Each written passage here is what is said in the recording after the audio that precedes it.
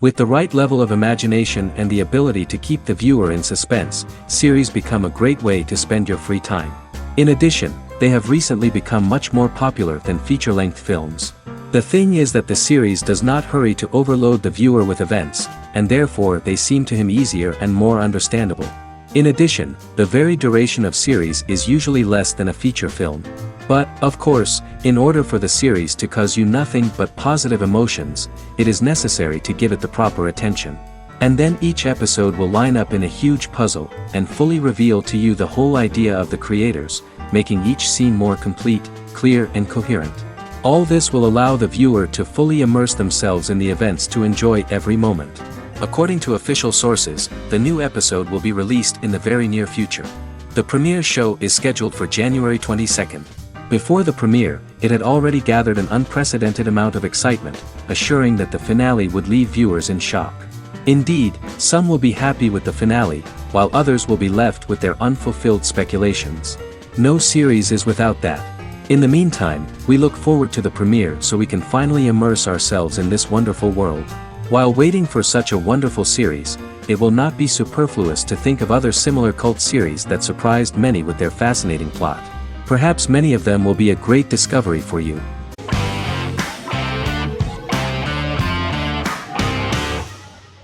Better Call Saul is an American crime drama television series created by Vince Gilligan and Peter Gould.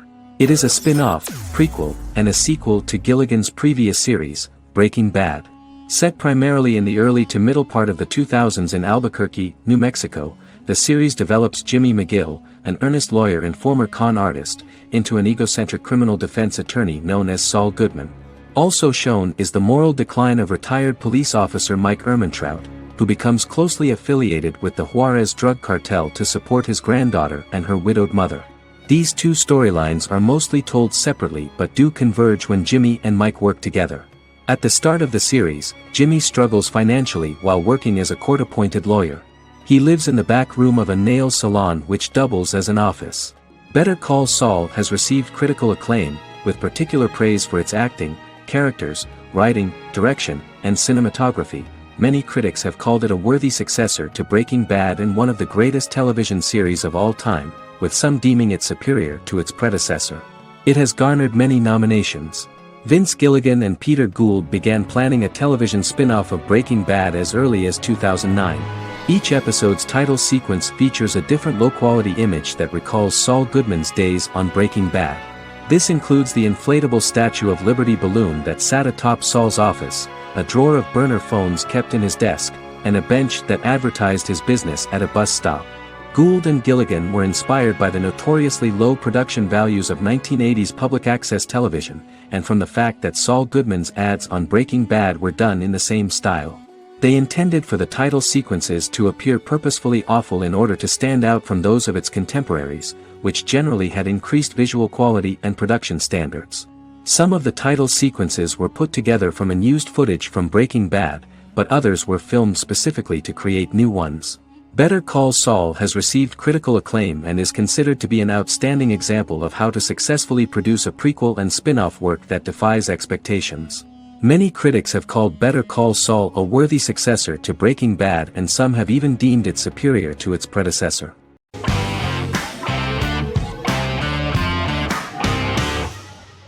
The Tenth Kingdom is an American fairy tale fantasy miniseries written by Simon Moore. It depicts the adventures of a young woman and her father after they are transported from New York City, through a magical mirror, into a parallel world of fairy tales.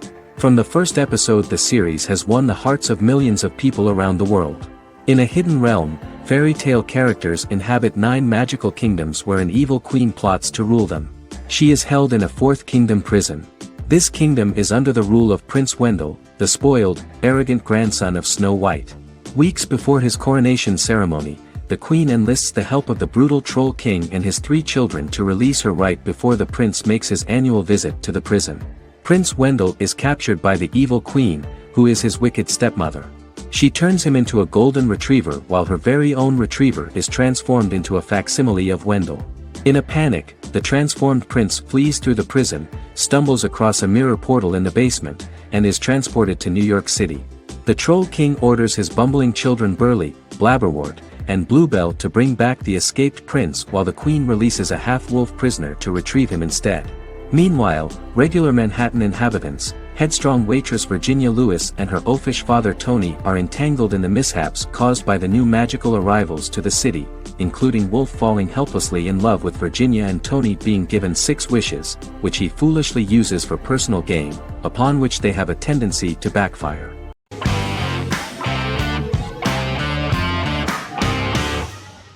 Peaky Blinders is a British crime drama television series created by Stephen Knight. Set in Birmingham, England, it follows the exploits of the Peaky Blinders gang in the direct aftermath of the First World War. The fictional gang is loosely based on a real urban youth gang of the same name who were active in the city from the 1880s to the 1910s. The 5th series premiered on BBC One. Netflix, under a deal with Weinstein Company and Endemol, acquired the rights to release the show in the United States and around the world. Peaky Blinders was created by Stephen Knight, directed by Otto Bathurst, and produced by Katie Swindon. The series was filmed in Birmingham, Bradford, Dudley, Leeds, Liverpool, and Port Sunlight. The show has been particularly celebrated for its stylish cinematography and charismatic performances, as well as for casting an eye over a part of England and English history rarely explored on television. Historians have been divided over whether bringing characters and events from other decades into a 1920s story undermines claims to historical accuracy, or whether working-class life in the period is nevertheless depicted in a truthful and resonant way. Peaky Blinders is an epic centered on a crime family of mixed Irish Catholic and Romani origins based in Birmingham, England, starting in 1919, several months after the end of the First World War in November 1918. It centers on the Peaky Blinders street gang and their ambitious, cunning crime boss Tommy Shelby. The gang comes to the attention of Major Chester Campbell, a detective chief inspector in the Royal Irish Constabulary sent over by Winston Churchill from Belfast.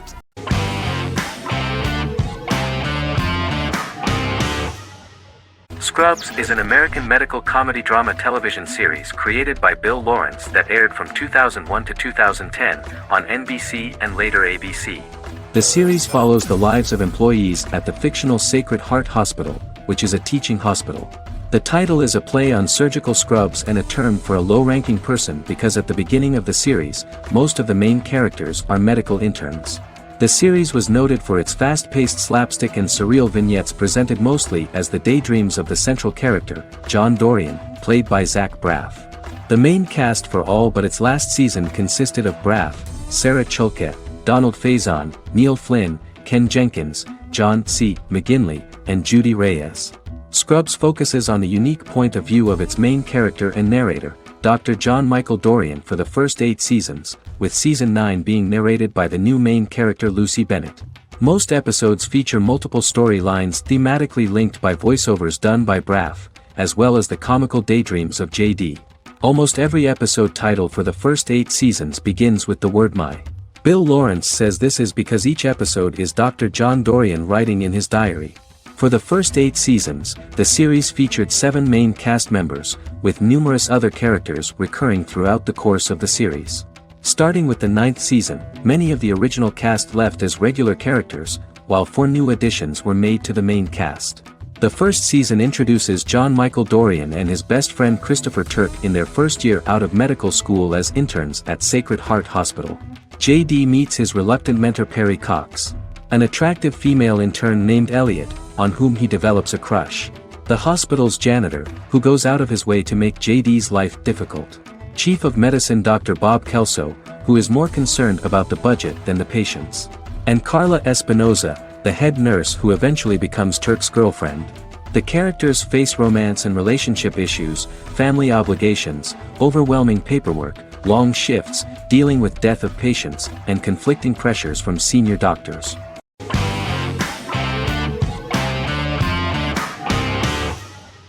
The Clone is a Brazilian drama telenovela created by Gloria Perez and directed by Jamie Monjardim. It was aired from October 1, 2001 to June 15, 2002, with 221 episodes. It also was an international success, selling in more than 90 countries. In the early 1980s, Rio de Janeiro, Brazil. Giovanna Antonelli as Jade, a young girl, is orphaned and has to go to Morocco where her uncle Ali lives. Thus, once she arrives in Morocco, she must learn all concomitant new traditions and customs, adjust to her new way of living, and face all the punishments she will be exposed to because of her conflicting personality in actions that go against her religion. Back in Rio, a well-off family, the Ferraz, go to vacation in Morocco. Twin brothers Lucas and Diogo Ferraz, along with Leonidas, their father, and Dr. Augusto Albiri, friend of the family and the twins' godfather who is a genetic scientist, visit Ali, a friend of Albiri's. There, Lucas and Jade meet for the first time, and they fall in love at first sight. The clone aired in Brazil comprising 221 episodes, of variable duration. However, when syndicated and sold to other countries, the telenovela got the number of episodes enlarged to 250 and the duration fixed at 45 minutes. The clone was a big hit, being aired in several countries all around the world. It was dubbed in several languages. The part of the telenovela dealing with Islamic customs and attitudes mixes traditions from diverse countries, rather than those of Morocco alone, and has been criticized for its inaccurate representation of these traditions, according to Barbosa. These criticisms include the portrayal of polygamy as commonly accepted in Morocco, women as rarely working outside the home or pursuing an advanced education, and women having only unimportant roles within the family. In January 2010, a remake in Spanish started to be recorded in Colombia.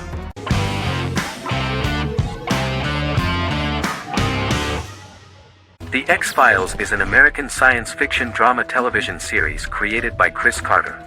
The series revolves around FBI special agents Fox Mulder and Dana Scully, who investigate X-Files, marginalized, unsolved cases involving paranormal phenomena.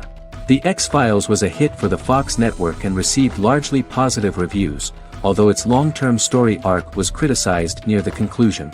Both the series itself and lead actors Duchovny and Anderson received multiple awards and nominations, and by its conclusion the show was the longest-running science fiction series in U.S. television history.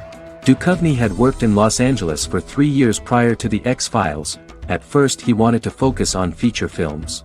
In 1993, his manager, Melanie Green, gave him the script for the pilot episode of The X-Files. Green and Duchovny were both convinced it was a good script, so he auditioned for the lead. Duchovny's audition was terrific, though he talked rather slowly. While the casting director of the show was very positive toward him, Carter thought that he was not particularly intelligent. He asked Duchovny if he could please imagine himself as an FBI agent in future episodes. Duchovny, however, turned out to be one of the best-read people that Carter knew. Anderson auditioned for the role of Scully in 1993. After auditions, Carter felt she was the only choice. Carter insisted that Anderson had the kind of no-nonsense integrity that the role required. For portraying Scully, Anderson won numerous major awards, the Screen Actors Guild Award in 1996 and 1997, an Emmy Award in 1997, and a Golden Globe Award 1997. The pilot premiered on September 10, 1993, and reached 12 million viewers. As the season progressed, ratings began to increase and the season finale garnered 14 million viewers. The first season revolves around its two main characters, which had been defined early in conception as the believer and the skeptic. The season saw the series quickly gaining popularity, with ratings rising steadily throughout its run, and garnered generally positive reviews from critics and the media. It helped to make stars of its two lead roles, and several of its taglines and catchphrases have since become cultural staples.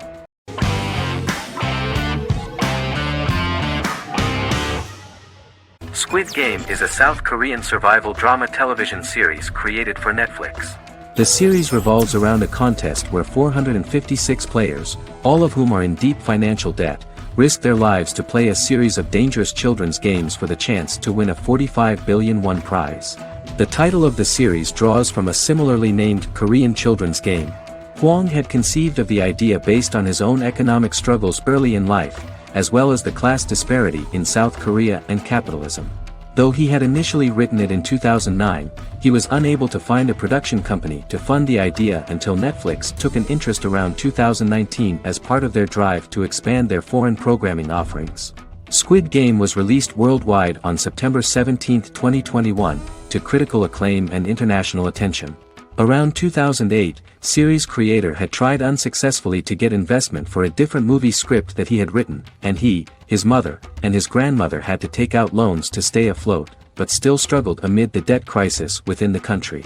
Huang compared the character's situation in these works to his own current situation and considered the idea of being able to join such a survival game to win money to get him out of debt, leading him to write a film script on that concept throughout 2009. Immediately the first episode impressed millions of viewers. Song Ji-hun, a divorced father and indebted gambler who lives with his elderly mother, is invited to play a series of children's games for a chance at a large cash prize. Accepting the offer, he is taken to an unknown location where he finds himself among 455 other players who are all deeply in debt. The players are made to wear green tracksuits and are kept under watch at all times by masked guards in pink jumpsuits, with the games overseen by the front man, who wears a black mask and black uniform. Squid Game was considered one of the latest examples of the growing trend of popular South Korean media to gain international attention since the late 2010s, similar to popular Korean pop bands like BTS and Korean dramas and films like Parasite.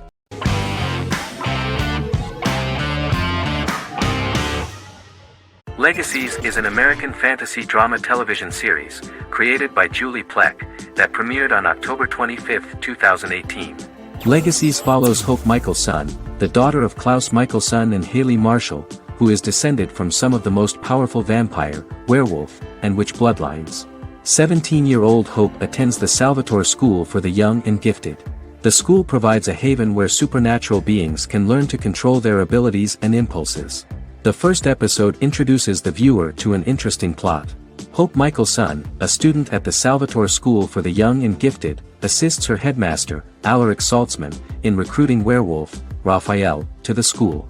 In the process, Hope runs into her old friend Landon, who is also Raphael's foster brother, but since the school for the supernatural is deemed to be too dangerous for humans, Landon is turned away. When vampire student, MG, fails to compel Landon to forget his knowledge of the supernatural, it is assumed Landon has ingested vervain. Landon is locked up in a cell until it can clear his system. Hope visits Landon in his cell while Alaric's daughters Josie and Lizzie give Raphael a tour of the school.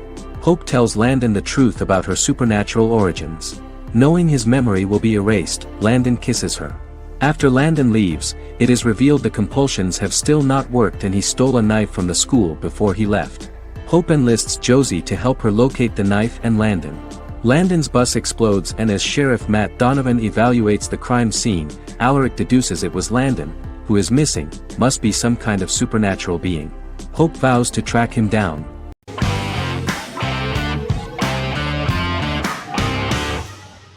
How I Met Your Mother is an American sitcom, created by Craig Thomas and Carter Bays for CBS. The series, which aired from 2005 to 2014, follows the main character, Ted Mosby, and his group of friends in New York City's Manhattan. The series was loosely inspired by Thomas and Bay's friendship when they both lived in New York. The vast majority of episodes were directed by Pamela Fryman, who directed 196 episodes out of 208. Known for its unique structure, humor, and incorporation of dramatic elements, How I Met Your Mother was popular throughout its run. It initially received positive reviews upon release, but reception became more mixed as the seasons went on. The show was nominated for 91 awards and received 21. In 2010, Allison Hannigan won the People's Choice Award for Favorite TV Comedy Actress. In 2012, 7 years after its premiere, the series won the People's Choice Award for Favorite Network TV Comedy, and Neil Patrick Harris won the award for Favorite TV Comedy Actor twice. The series follows the adventures of Ted Mosby, played by Josh Radnor, and his love life as a single man. His stories are narrated by Bob Saget as Ted Mosby 25 years later as he tells them to his adolescent children. The plot of the first episodes of the first season was very interesting. After his best friend Marshall proposes to his long-term girlfriend, Lily, Ted solicits help from his friend Barney to find the one for his life. He manages to get a date with Robin, a girl he met at his usual neighborhood bar, but threatens to scare Robin away when he accidentally reveals his love for her on the very first date. Meanwhile, Marshall accidentally hits Lily in the eye with the champagne stopper after they get engaged, forcing her to wear an eye patch. In an attempt to repair his situation with Robin, Ted instead pursues a casual relationship with her by inviting her to a series of parties. Marshall tries to write an important 25-page law paper, but Ted's parties and Lily's post-engagement desire distracts him. Meanwhile, Barney tries to end a relationship he unknowingly started. Ted agrees to let Barney disrupt his routine by taking an impromptu trip to the airport with him that eventually leads the duo to Philadelphia and trouble with airport security. Meanwhile, Lily and Robin go out for drinks, but Lily becomes jealous when she is not as successful with men as Robin is, for which she blames her engagement ring. Marshall travels between both situations in an attempt to rectify the group's problems.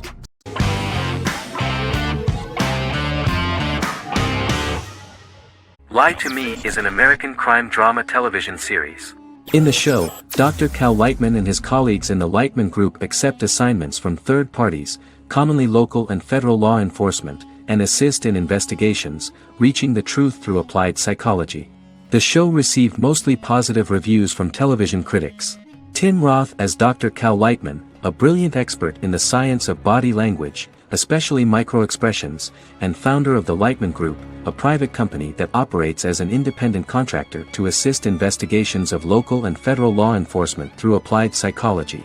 Though often confronted by people's skepticism, Lightman uses any technique he deems necessary to reach the truth, however elaborate or confronting. He is divorced and shares custody of his teenage daughter. He cares deeply about his colleague Gillian Foster. Season 1 opens with Cal and Gillian hiring a new associate, TSA officer Rhea Torres, who scored extraordinarily high on Cal's deception detection diagnostic, and is in turn labeled a natural at deception detection. Her innate talent in the field clashes with Cal's academic approach, and he often shows off by rapidly analyzing her every facial expression. She counters by reading Lightman and, when he least expects it, peppers conversations with quotes from his books.